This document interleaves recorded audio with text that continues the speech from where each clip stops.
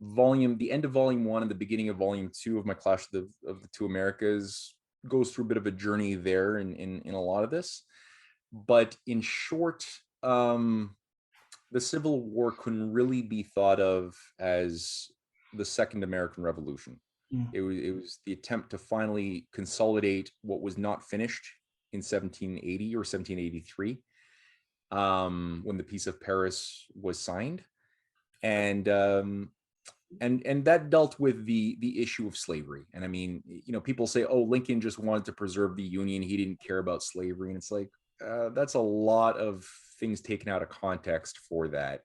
He said, sure enough, that yeah, if I could preserve the Union without freeing any slaves, I would do it, and if I could free slaves and preserve the Union, I would do that. Now, part of what his strategy was, and he's attacking slavery since he's a young lawyer from Illinois in the 1830s, working with John Quincy Adams, a leading anti-slave fighter. The whole Amistad case was defended by John Quincy Adams. He was a early patron of Lincoln, and together they worked together to try to get, and they did get President Harrison elected in 1840, who died 3 months later with a bill to activate a third national bank after Jackson had killed it, creating a whole network of basically he empowered the slave power to a degree never before seen, and he turned the U.S. into a giant speculative,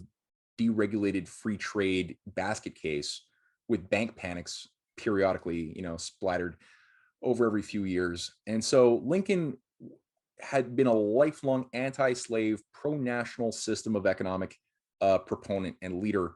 And when the U.S. finally came to a breaking point,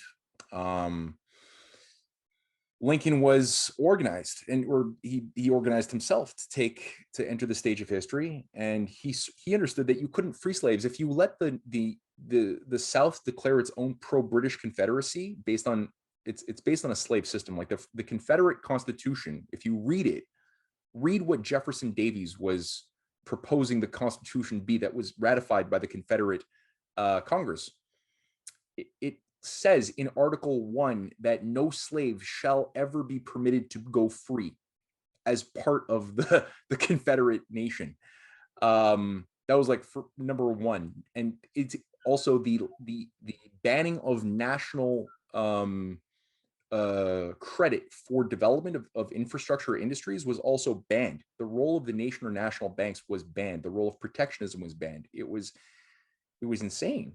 Like the only way you're going to be able to seriously eliminate slavery in the real world is if you have education and industry whereby machines can do the work of a lot of people, and people then have to be more knowledgeable and culturally advanced to operate advanced machinery and then improve upon that machinery. That takes much more education. You can't just go straight from elementary school to picking cotton anymore, or just skip elementary.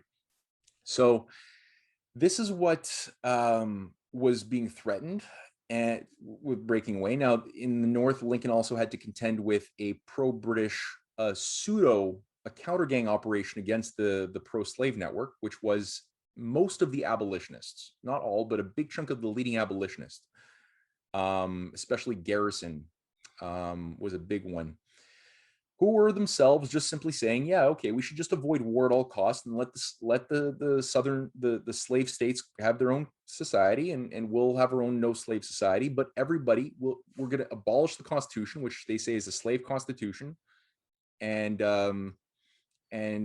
we're going to have our own special relationship with the British. The South will have their special relationship with the British.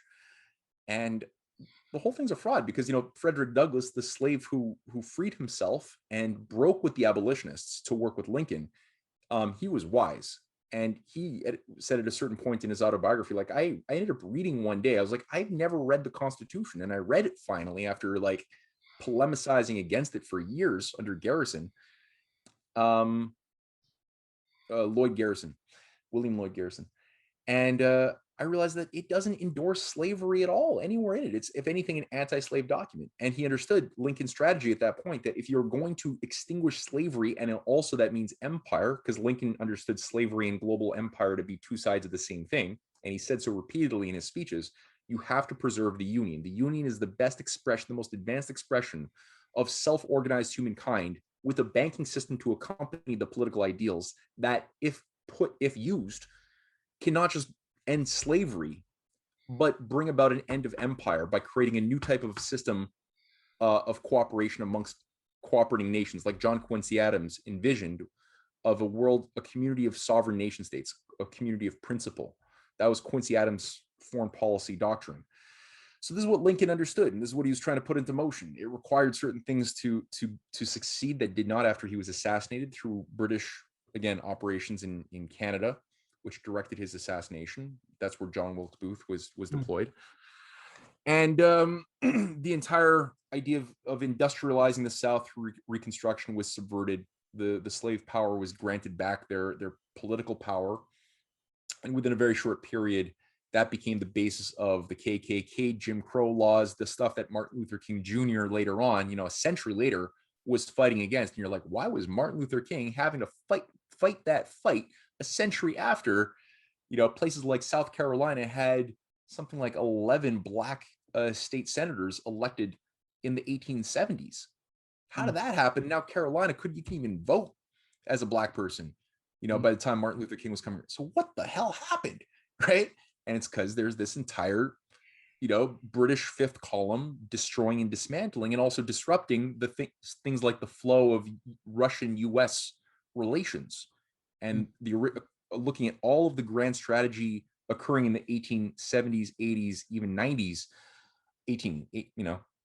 their plan was to extend Lincoln's transcontinental railway all the way through Alaska and into Eurasia, connecting to what became the Trans-Siberian Railway, built by Count Sergei Witte as the spearhead, who was a guy who followed Lincoln's economics, who translated American system economists like Friedrich List into Russian, and was working again with Otto von Bismarck, and, like I said, Sadi Carnot of France, the assassinated French president who was killed in 1895, and many other allies in Asia, to build a network of nations that had full spectrum economies, could stand on their own 2 feet, and could work with each other to build mutual development projects, especially around rail and interconnectivity on transport corridors. That was where we were moving. And you can see the designs. There's graphs, maps that were made, engineering feasibility studies to connect the old and new worlds through the Bering Strait, like people like William Gilpin, first governor of Colorado and Lincoln's bodyguard, who was a leading global advocate of this. Nicholas II, who was killed later on, but he sponsored American engineers in 1906 to come to Russia to do the feasibility studies on the Russian side. So you had this whole momentum, and it was really just through the oligarchy having essentially a what you might call a temper tantrum, realizing that they lost the game. If they played by the rules of the game that they themselves had created, they couldn't win. The nation states of the world were getting too powerful, and that's where you had essentially the game board being kicked over, and that involves dozens of leading statesmen assassinated by proxies, terrorist proxies. Anarchists usually were the conduits to carry out these murders, including up to McKinley. Garfield was another one. There again, so many others. And then a bunch of wars, first between Japan, as Japan was increasingly captured by British foreign interests, British agents who had nested and put flatterers around the emperor of Japan. And he pushed away a lot of the better trustworthy advisors that he had, who were trying to keep him on the Lincoln path of national development.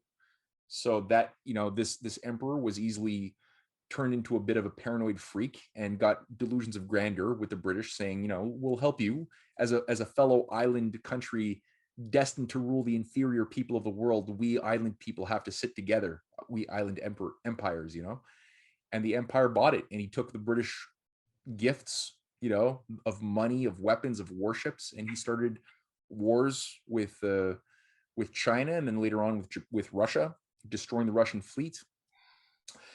And that set the stage again for other things. The Turks, the weakening Ottoman Empire, were organized by a bunch of Freemasons in the 1908, 09, 10 to build up toward the Balkan Wars that sucked in Russia. Really did a number on Russia when it was already getting very weakened. This all set the stage for what became World War I as another completely artificial war that had no purpose. No one today could explain why World War I happened. There's no good reason. But it became a 4-year meat grinder, and it was basically just that. You create a British-controlled terrorist cell called the Black Hand in Serbia that is deployed to kill off a disposable lower-level oligarch or aristocrat in Austria, and that there's these secret military agreements between Serbia and Russia and Austria and Germany, or bigger Germany. And they'd already set the stage of the Entente Cordiale between Russia, France, and Britain. So the stage was already set. It was kind of like a precursor to Article 5 of NATO, where one person gets in a war, everyone has to jump in. All right. So they said that's sort of what we're a template of what they're setting up right now, but now with nuclear bombs.